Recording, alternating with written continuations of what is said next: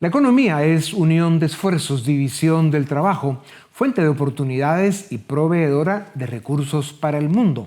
Cuando va bien, los pueblos respiran. Cuando se complica, el universo tiembla. Para conversar sobre la economía que afecta el diario vivir de las familias, tengo el gusto de presentarles a Edmundo Rivera. Economista con maestría, es el Chief Economist del IPR Capital. Edmundo, bienvenido a Razón de Estado. Los aranceles han vuelto como herramienta de presión económica, ideológica y política. Más que instrumentos de protección comercial, son mecanismos de castigo y negociación. Estamos entrando en una era en la que el libre comercio se convierte en un lujo del pasado. La respuesta corta es sí. Si pensamos la globalización como lo teníamos pensado 5 o 10 años atrás, se ha modificado mucho.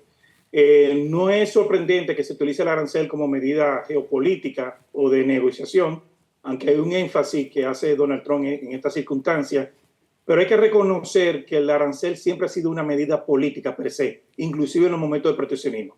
Expertos insisten en que los aranceles harán subir los precios al consumidor y tendrán un efecto inflacionario. ¿Cuál es tu opinión? Bueno, yo difiero un poco en esa opinión. La inflación para mí es un fenómeno monetario per se. Lo que sí puede hacer, y esto es importante decirlo, los aranceles, es un cambio en los precios relativos y una modificación en el modelo de producción, haciendo que los costos, obviamente la ineficiencia, se transmitan a través de la economía. Y sobre todo que sale, vamos a decir, efectos políticos o grupos de intereses que estarían apropiándose de rentas indebidas ante una política arancelaria.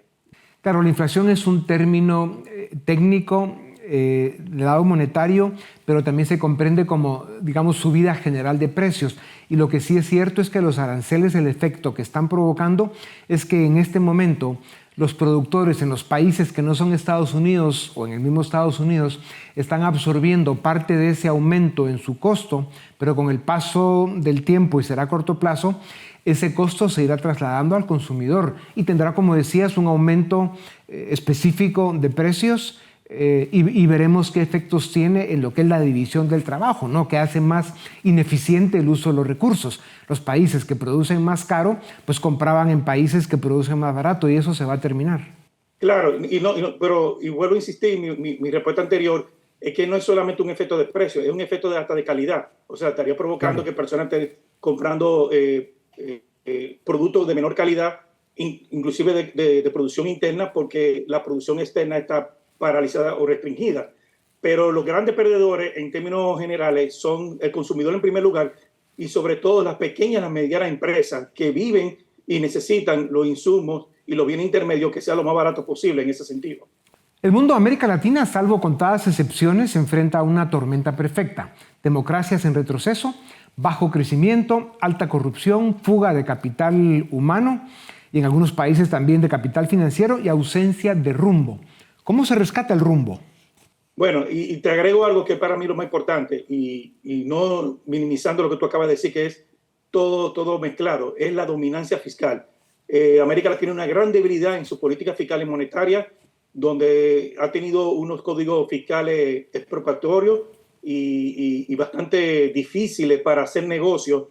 Y yo creo que lo más importante, y esto es importante decirlo, América Latina tiene que haber hecho sus tareas ante esta situación global, pero el problema no es los aranceles, sus problemas son de la política interna, que hay muchos problemas de tramitología, de burocracia, pero sobre todo una política fiscal ineficiente que ha provocado que, de alguna manera, crecimiento económico mediocre.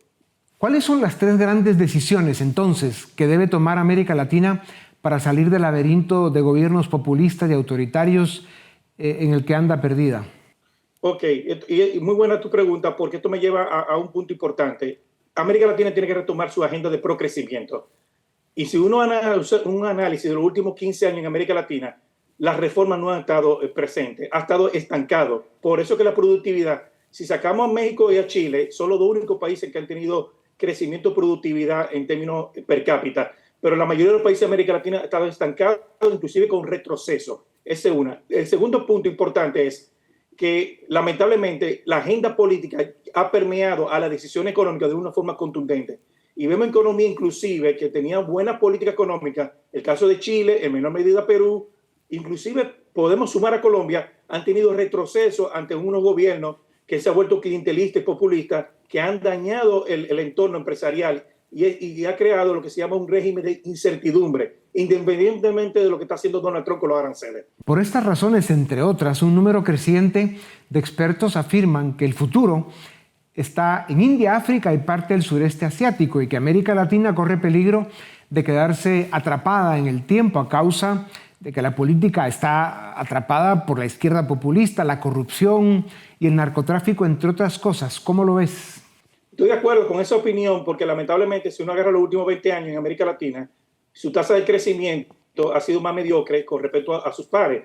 Y hay que decirlo también, los bajos niveles de ahorro y también la inversión privada, si bien ha crecido, pero no a los niveles que se necesita para América Latina. Y por eso tú observas con países con crecimiento por debajo de su PIB potencial y con una mediocridad en su comercio exterior. Regresando a los temas del mundo, pese a la incertidumbre, la economía global sigue creciendo y los grandes índices bursátiles alcanzan máximos históricos. Sin embargo, la inflación persiste, la deuda aumenta y el ciudadano promedio batalla para llegar a fin de mes. ¿Cuál es tu diagnóstico sobre esto? Es sencillo porque todavía no se están aplicando los aranceles per se.